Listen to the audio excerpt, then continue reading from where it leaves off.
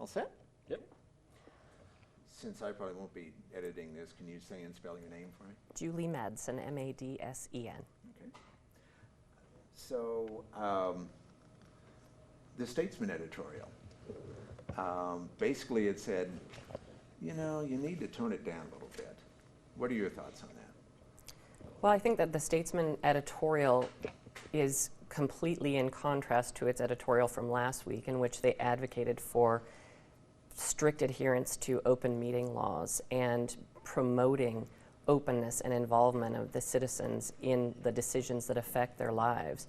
And it is 180 degrees opposed to now say we like to follow the law and we like to be open and transparent, except when it doesn't suit us, at which time we would like you to not talk about it and to not be open and to not follow the law. And it sends a very strange message to elected officials who are trying to do the right thing and to the tax-paying public. I think the fact that news reports came out earlier this week that I think it's Hawthorne Elementary School is like $4 million over budget.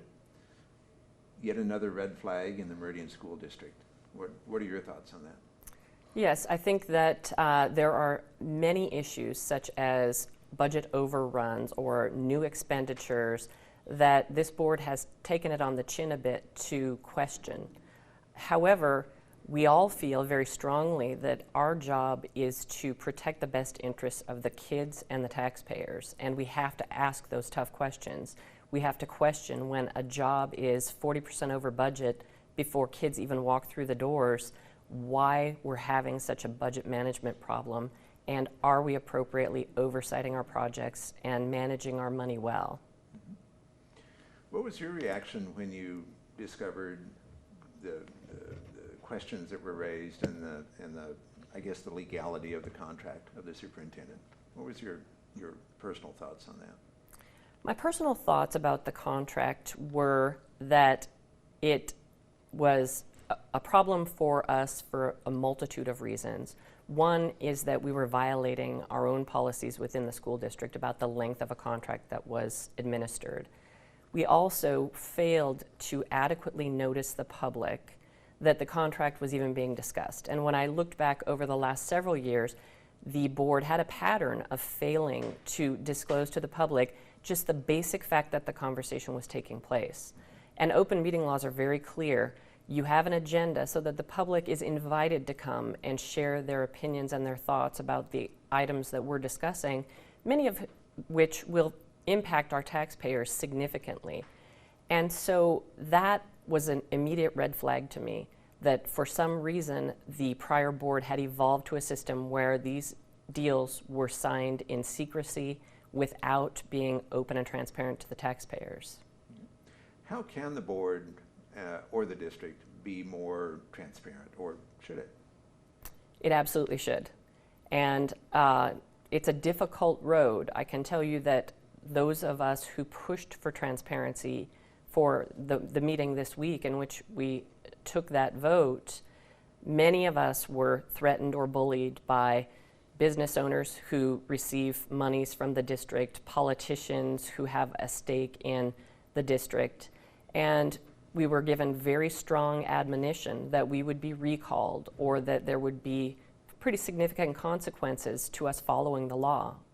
And from my standpoint, I had to ask myself, what's the effect on our democracy if we tell elected officials that we will not support them when they follow the law? So you're a brand new trustee and already you're the target of a recall. Yes. What are your thoughts on that?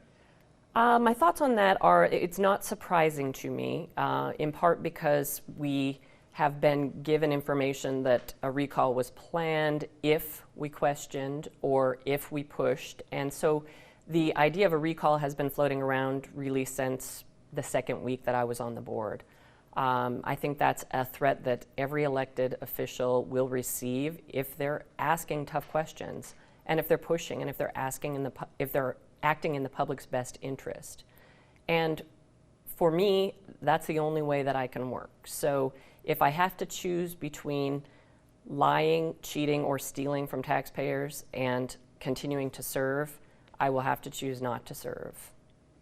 There are those that feel that you and Russ are, again, alienating the board when, in fact, you should be bringing everybody together. Again, what are your thoughts?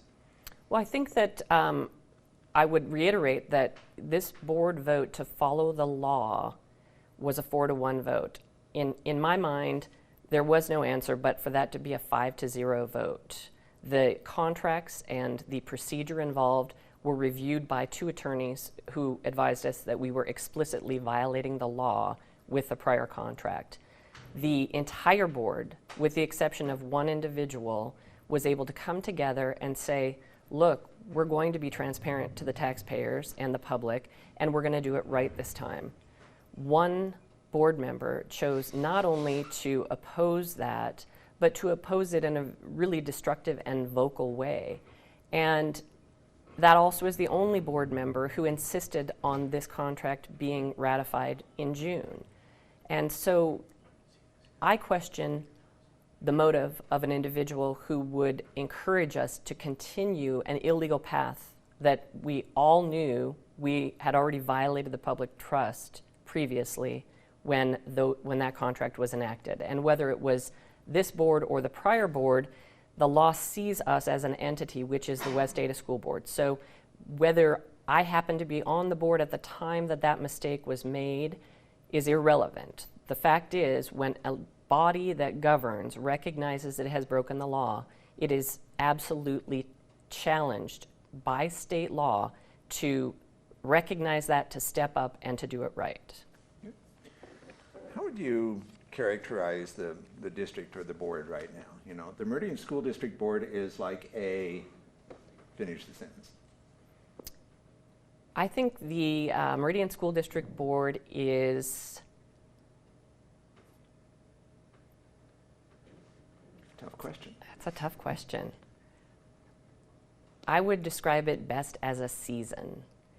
And I think that it is going to be characterized by some stormy weather, but ultimately we'll weather the storm stronger and with a new life. I'll ask you the same question I asked Russ. I live in Meridian. I don't have kids that go to school. Why should I care what's going on right now, all this infighting on the board?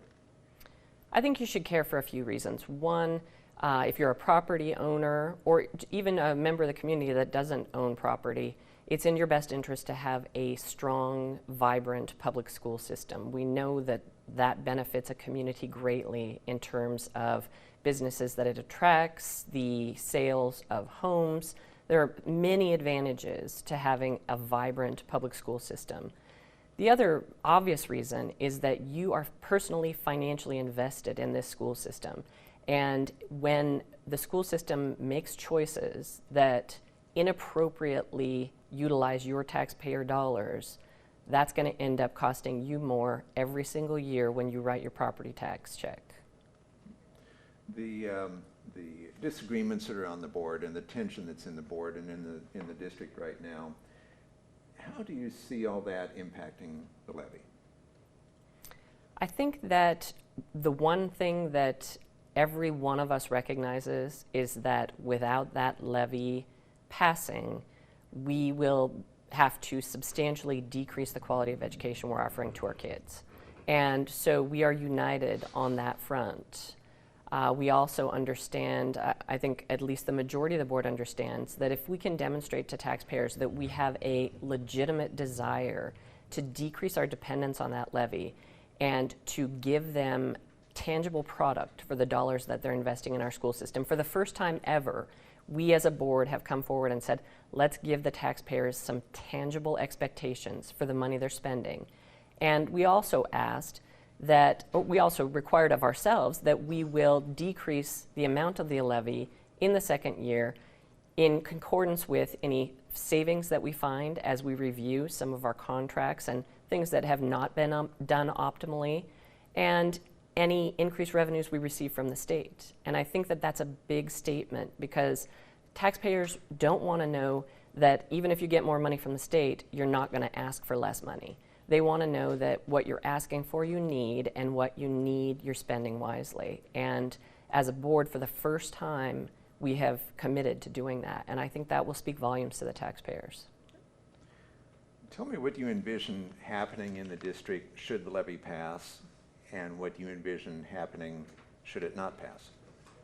Should the levy pass, the biggest thing that I envision seeing in the district is a commitment to increasing staffing in the schools. So parents who are currently sending their kids to grossly overcrowded classrooms can expect some relief from that. And we have a very tangible goal of decreasing our teacher shortage by 50% in the first year. I also think that we will be able to offer some increased development and education and training opportunities for our teachers. And everything we can do to increase the quality of our educators will increase the quality of our education. So that would be another significant positive. Ultimately, we're going to have to use a large portion of that money to just maintain costs related to the growth that we've experienced and the growth that we will have next year and the following year. There's one constant, it appears, in our district, which is significant growth. And so part of that money will inevitably be siphoned off for the tremendous amount of growth that we're experiencing. Does the district have a PR problem? I think that the district has a transparency problem, and I think that when you're not transparent, it affects your public relations. And that's part of what we're trying to do as a board, is to win back the faith of the community we serve by letting them know that every decision we make will be available for them to participate in, scrutinize, and criticize if criticism is warranted. Do you think the district has a problem or may have a problem selling the levy to the voters? I think it's always difficult to go to voters and ask them for money. One thing that in the past we've done a very poor job of messaging is that levies expire. By definition, they expire every 2 years. And so oftentimes voters are very fatigued by the repeated demands for a levy, when in fact what that is the same levy expiring and then being renewed. So I think we have an obligation to let voters know exactly what we're asking for, and that we're not imposing a new levy, but in fact we're replacing the levy that was previously in place. If we get the right information to voters, they generally make the right decisions. What do you see as the greatest challenge facing the district? And as one of the newest trustees, what are your plans to address that challenge? I believe also that growth is our greatest challenge. The sheer number of bodies that we're putting in schools and classrooms is problematic for us. And if we fail to adequately and proactively manage growth as a school district, then we leave our kids in a situation where not only are they in an overcrowded and suboptimal learning environment, but really it's not a safe or reasonable place for kids to learn. And so I think that growth is, in West Ada, it's the constant, and it's always going to be our greatest concern. Is there anything else that I didn't touch on that you wanted to bring out? Or? Let me think about that.